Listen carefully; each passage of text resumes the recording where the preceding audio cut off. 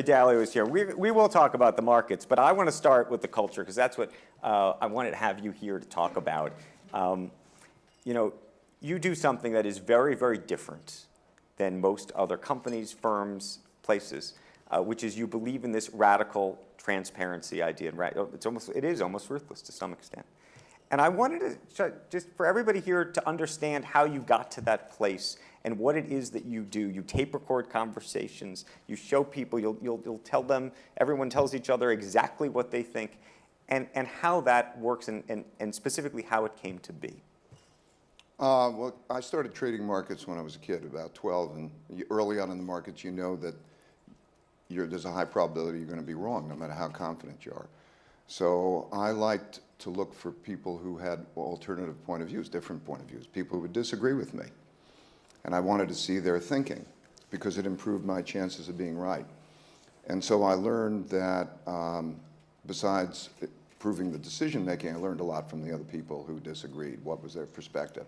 I think we're all blind in many different ways. And then, so then I started to have other people work with me. And I'd say, like, how do you want to be with each other? How do you want to be with me? How should I be with you? Would you want me to tell you what I think? Do I want to hear what you think? Or do I want you to filter that? And it just seemed so obvious because it didn't even seem ethical to not have critical thoughts about people and not to discuss it. It didn't give them a chance to share their perspective. So, in other words, our goal is to just try to find out what's true. In my business, I have to be an independent thinker. And each of the people I work with has to be an independent thinker. Because the consensus is built into the price. So you have to think, where's the consensus wrong? And you don't know whether that you're going to be right or wrong. And so if you're going to have independent thinkers operate that way, and you want to encourage that, you want to be able to have thoughtful conversations. And what's so crazy, isn't it totally crazy not to be able to be that way? To be in an organization in which, let me ask you a question, would you rather know what people are thinking, or would you rather not know what they're thinking?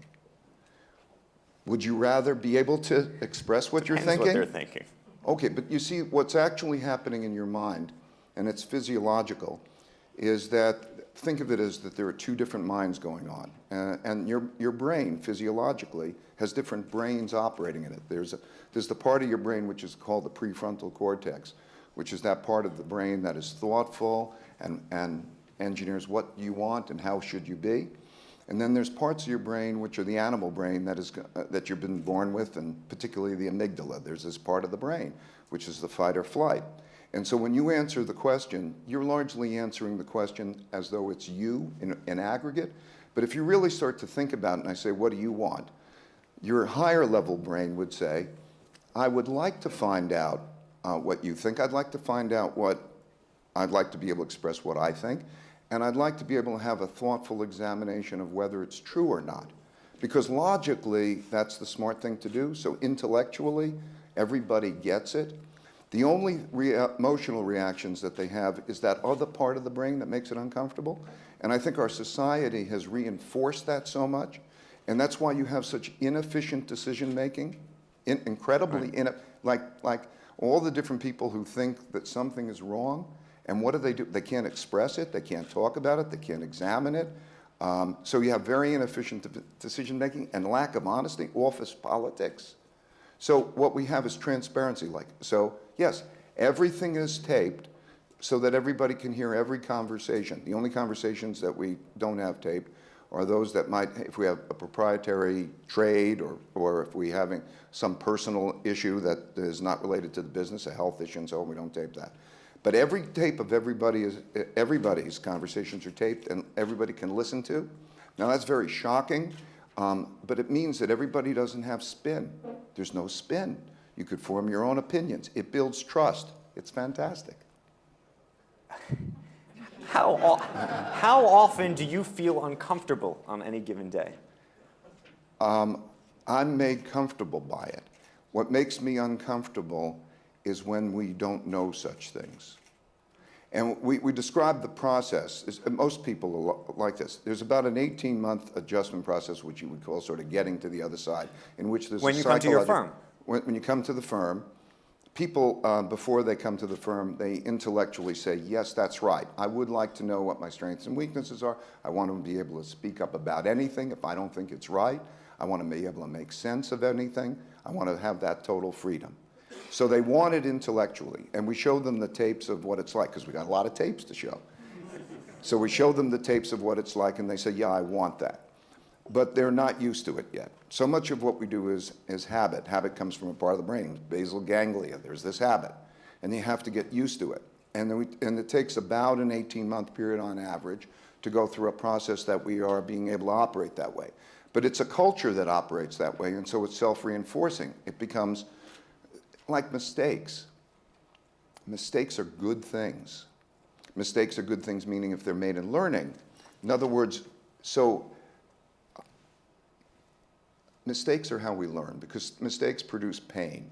And if you produce that and you convert that to learning, like, for example, punishing people for mistakes is bad because they hide things. Where if you were to say to your kid who makes a mistake, the only thing you have to do is tell me what would you have done different in the future, and then we'll be good. That makes that a learning process. Or weaknesses. Everybody has has a number of weaknesses. The great people that I've seen in almost any area always have weaknesses. They just have known what their weaknesses are and have ways of getting around those weaknesses. So everybody feels really good about that, and after 18 months or so, they can't imagine working in another place. What percentage of people come to your office thinking this is a good idea, and they can't get through the 18 months? About 35% of them don't get through the 18 months for one reason or another. I mean, it's either the cultural thing. Everybody has a challenge during that period. And their two brains wrestle with each other.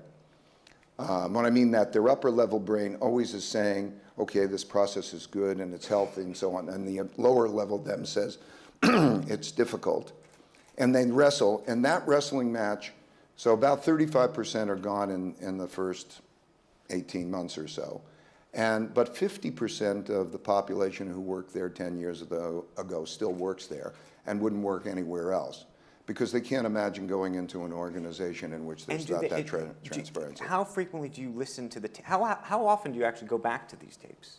People freely go back to the tapes all the time. They go back to the tapes and it's so that they can hear what... It's to hold you accountable, to say, we were at a meeting two weeks ago, you said X, now you're saying Y, let me show you what you said. I mean, it's like a video replay? Well, it's mostly also to get exposure to what's going on. So, for example, because there's no spin in the company, I mean, can you imagine what we're talking about, General Motors? Can you imagine, wouldn't you love to see those tapes? I mean, of it going through what it went through and the people operating that way? Okay, so now you're a General Motors employee going through that, and you could see all of that. And then there's open discussion about all of that. Okay, so it's definitely different, but it means that there's no spin and you can't hold them. So people look at it to try to say what's really going on, either for the company as a whole or for them as individuals, because like if they're talked about, they'd like to know what so you can't talk behind anybody's back. So, for example, they either are called up and put into the meeting or that they see the tape. So if I was talking, usual company, two bosses sit down and they say, I think Bob is doing a pretty lousy job, and then they call him in and they say, hey, Bob, and he comes in, and then they give him some kind of spin thing, and then he goes out, and they don't have a quality conversation. Well, here you get to see that stuff. So you know that there's real honesty. There's one sentence that I try to describe Bridgewater by, and it's meaningful work and meaningful relationships. This is what I want: meaningful work and meaningful relationships through radical truth and radical transparency. So meaningful work means like we're in a mission together, we're excited about what we do, we want to do it excellently, that's meaningful work. Meaningful relationships are these relationships in where there's, like the honesty helps you. You can argue things through, but you always know that there's honesty and that there's mutual caring for each other. Radical truth means that knowing what is true, to be able to deal with reality whether you like the reality or not, but to know what reality is. Like, imagine if you had a disease, would you want to know that you had that disease, or would you not want to know? I'd want to know. And so to know, if you have a weakness, do you want to know you have the weakness, or do you not want to know? Radical truth and radical transparency means you get to see everything. That's very powerful. And it's particularly powerful even in this day and age. I believe that everything works like a machine. So when we talk about markets, when we talk about economics, you know how I think it's just a machine. Everything has cause-effect relationships, and you can program all of that. We're machines. The human brain's a machine, and we operate that way. And in today's age, we have data. We have a lot of data. And so to be able to look at what people are like is a powerful thing. When I hear the interview about General Motors, and you think about one company or another, you think of Tesla, and by contrast. Okay, look, there are two things that make a difference. It's either people or culture, okay? And that's everything. And so everybody's talking about this was done or that was done. Step back. What were your people like? How are they different? What is your culture like, and how's that different? And that's all that matters. And so if you look at it that way and you compare what the future of General Motors is going to be and the future of Tesla is going to be, or any such things, that's what all that makes up the difference. And you can put data together that shows that, and you can operate in that way, and that's what makes you effective. How often do you meet a really tremendously talented person that you'd love to have in your organization, but you know they just won't work? Oh, fair amount, lots amount. And we won't compromise that. Because it's like compromising being truthful with each other. And when you say truthful, by the way, Truthful being, in other words, open. People are open. How open are they? I know they are blunt, but are we talking, are people adding adjectives to how blunt? Are people just really, if we were to have a beer and talk about, Charlie, whoever Charlie is, and we said, you would have the exact same conversation in front of Exactly. Exactly, and you get used to it, and you get to like it and appreciate it. Sounds very foreign, How often, I though, know. are people's feelings very hurt? They're not? They're not hurt. Is this applicable? Well, when I say they're not hurt, there's initially an emotional reaction. There's a part of the brain that's amygdala, and it's the same thing that's the fight or flight. And what usually happens in that moment is that there's an emotional reaction quite often, and that emotional reaction fades. And so if you give it an hour or two, particularly if you could see yourself in the meeting and so on, and you know that you're not trying to hurt people. Because let's say if you were trying to hurt people, that would become apparent in the tape. So are you trying to help people? We're trying to help each other. But that means we just disagree. We see things different. Why can't we civilly disagree? Isn't it a perversity of our society that people can't thoughtfully disagree? You and I go to a restaurant, somebody says, I like the food. The next person's reluctant to say, I don't like the food. That's weird, right? There's an aversion to disagreement. Thoughtful disagreement, when two thoughtful people who are intelligent disagree, that's when the power of understanding begins. Because they can then say, why do they disagree? And work themselves through it to make progress. And so it's a healthy thing. But what happens if one guy thinks he's smarter than the other guy? Well, they get to find out. And smarter, what you find out is different people are smart in different ways. So, by the way, you get to find out how people are different, remarkably different ways. Right. Some people are creative and not reliable. Some people are reliable but not creative. Some people are meticulous. Some people are big picture thinkers. In order to be effective, you find that people are smart in very different ways. So the creative... And there's an appreciation of those differences, because then when you realize that you need it all. And in order to have an effective group, you need a detailed thinker, you need a big picture thinker, you need the creative and the reliable. The big picture thinker together. who's unreliable, you say to him, we just know you're unreliable. It becomes so But we love you so much because you're a big thinker. So in other words, right, you can play that role. Nice, okay. You can play that role. Let's not pretend, okay? Okay, if you're very creative, this is often the case, a very creative person is not reliable. A big picture thinker is not detailed thinker. This is the way. And so they're all valuable, but you can make a team better. There's also mutual understanding and appreciation. In other words, I can appreciate things that in the past I would have been very annoyed at, because I think, for God's sakes, can't you see it? And I'm not realizing, so there's an appreciation for that and the team, and there's an effectiveness to it. What do your lawyers think of all these tape recordings? It was so interesting because, like the lawyers, when we started to do this, said, you're absolutely crazy to do this, because all of this, there's this all pile of evidence and so on. So every now and then you can get, a frivolous lawsuit. And what I found out is, look, if we're doing something wrong, I'd want to know about it. It's on tape. And what I found out is I think in the whole existence of Bridgewater, and now that's 40 years, I think I've had only about 3 frivolous lawsuits. And because the people in that actually can't make up a story. So we have the tapes. And in all of those cases, all we did is give the tapes to the arbitrator or whoever is dealing with it to take a look at. But when you do that, so we don't have lawsuits. We don't have, if there's something to hide and you're doing it wrong, fine. Most lawsuits come because people are making accusations and they're trying to recreate what happened. There's nothing wrong with what we're doing, right? This is good. So we might make mistakes, but... Right. I want to open up for questions, but I'd be remiss if I didn't ask, just where are you, totally on a different subject, which is where are you on the market so we know? We just have Lloyd Blankfein in here who seems relatively bullish on where the world was headed. Are you? Again, I want to just take a minute on the machine that gets me to where I am, okay?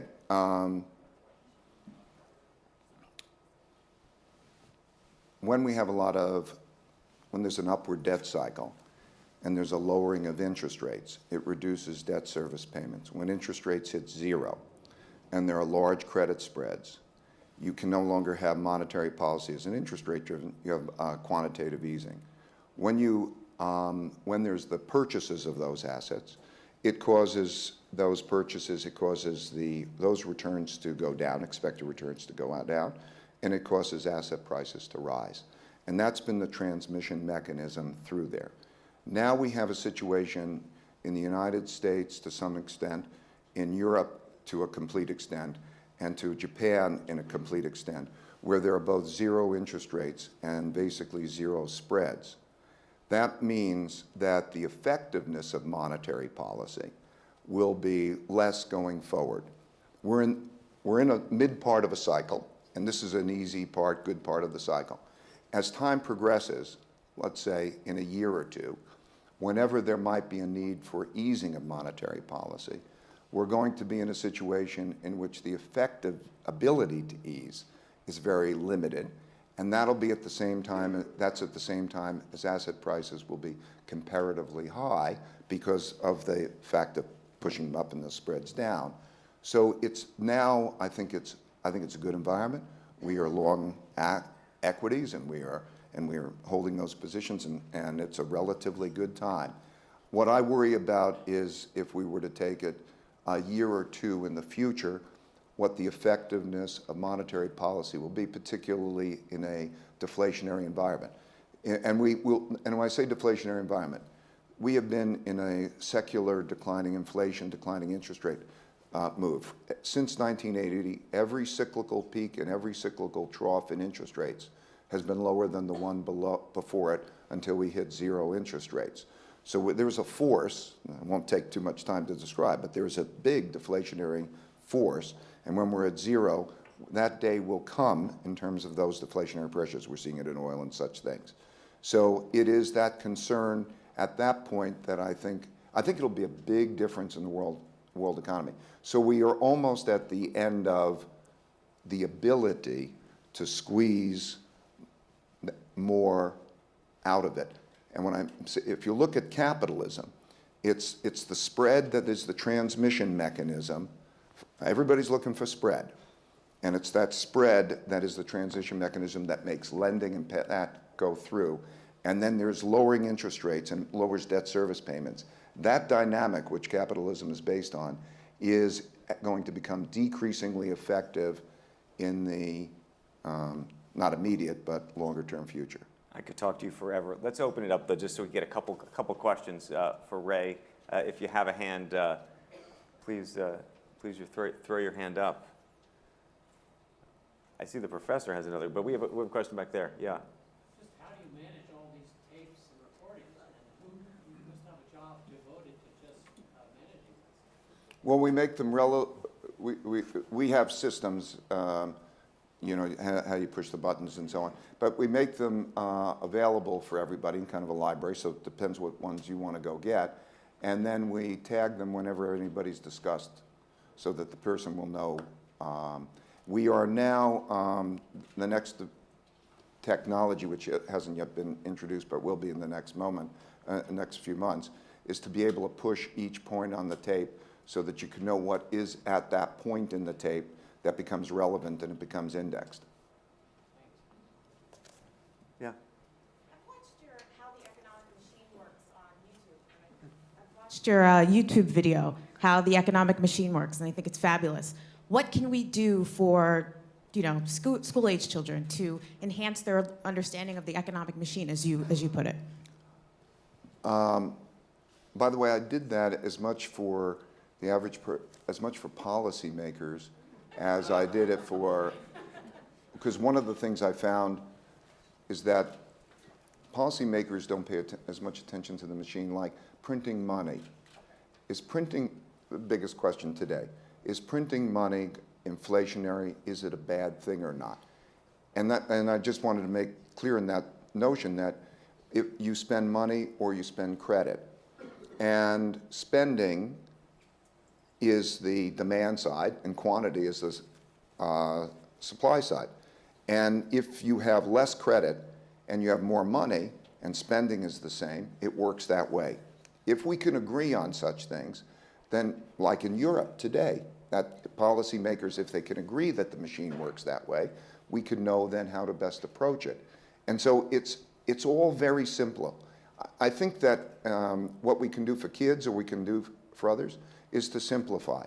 That, I don't know who it was who said that any damn fool can make it complicated. It takes a genius to make it simple. Essentially, in 30 minutes, I think I tried to convey everything that matters that I know in 30 minutes in how the economic machine works. And I think if we go back to that basic, simple level and we start there, it's like math, you know? When you're taught, what does 12 times 35 equal? And you can do that in a complicated way. Or you could do it in a simple way that you might say, let's round 12 to 10, and let's round 35 to 40, and it's about 400. And that, you can do it, if we simplify that and deal with the basics, I think it's helpful. Let's sneak in one final question, Jacob. What are some of your own shortcomings that you've learned about from watching the tapes? Oh, I got a laundry list. First of all, I have a terrible memory. I'm very unreliable. I'm incredibly forgetful. I need people around who will take care of a lot of things that for me. In other words, I need handlers. And people who are meticulous and organized. And those are my, you know, those would be the major. I miss, by the way, I mean, like at any time, I believe that I'm missing a lot. Like I look at, there's so many things that I'm not seeing. The one thing that's good about that is that I know that I'm not seeing them. And so that's why I keep going to other people who I find see differently. And that's my biggest advantage. My biggest advantage is not what I know. What I know is a small percentage of what I need to know. My biggest advantage is that I know that I don't know a lot, and I'm worried about not knowing, and that I know how to speak to people who might know a lot, and then have that process. And then through that, I learn a lot, and I minimize my chances of harming myself because I don't know. You are reliable for a very great conversation. Thank you, Dalio. Thank you. Thank you, everybody.